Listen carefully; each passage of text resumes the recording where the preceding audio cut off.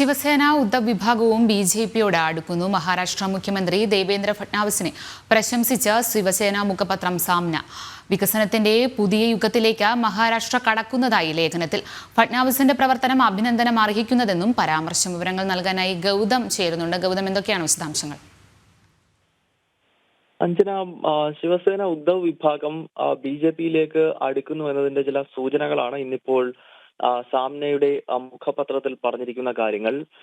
മഹാരാഷ്ട്രയിൽ വികസനത്തിന്റെ പുതിയ യുഗം പിറക്കുന്നു എന്നാണ് സാമ്ന ലേഖനം ചൂണ്ടിക്കാണിക്കുന്നത്.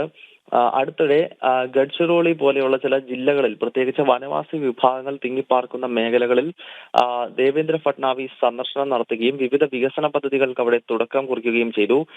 ഇക്കാര്യങ്ങളെയാണ് ശിവസേനയുടെ മുഖപത്രം വലിയ തോതിൽ പ്രശംസിക്കുന്നത്. ദേവേന്ദ്ര ഫട്നാവിസിന്റെ ഇത്തരം പ്രവർത്തനങ്ങൾ അങ്ങേയറ്റം പ്രശംസനീയമാണ് എന്ന് ലേഖനത്തിൽ പറയുന്നുണ്ട്. ഏതാനും ദിവസങ്ങൾക്ക് മുൻപ് മഹാരാഷ്ട്ര മുഖ്യമന്ത്രി ദേവേന്ദ്ര ഫട്നാവിസിനെ ശിവസേന ഉദ്ധവ് വിഭാഗം നേതാവ് ഉദ്ധവ് താക്കറെ നേരിട്ട് കണ്ടിരുന്നു.